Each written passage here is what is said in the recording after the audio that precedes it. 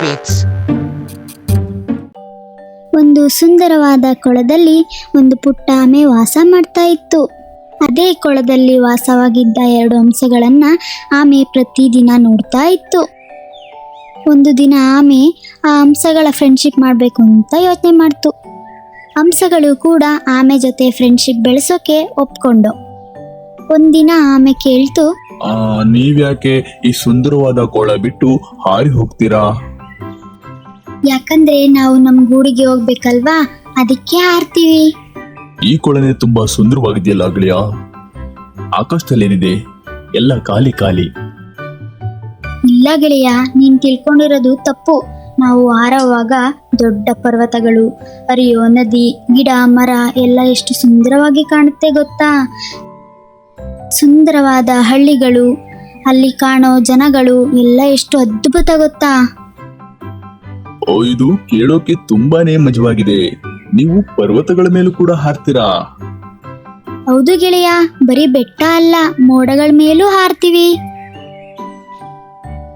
ಹಾಗಿದ್ರೆ ನಾನು ಕೂಡ ಪರ್ವತಗಳ ಮೇಲೆ ಹಾರ್ಬೇಕಲ್ಲ ಗೆಳೆಯ.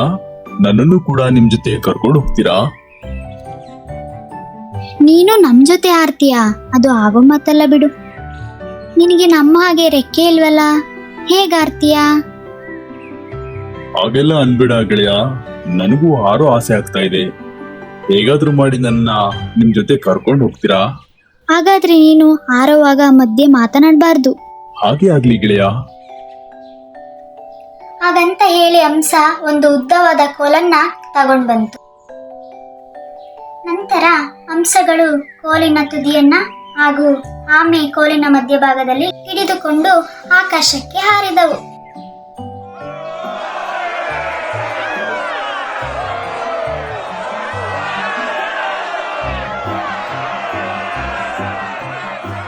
ಈ ಜನ ನನ್ ಬಗ್ಗೆ ಮಾತನಾಡ್ತಿದ್ದಾರೆ.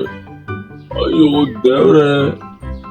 ಹೀಗೆ ಕೋಲನ್ನು ಬಿಟ್ಟ ಆಮೆ ಕೆಳಗೆ ಬಿದ್ದು ಸತ್ತು ಹೋಯಿತು.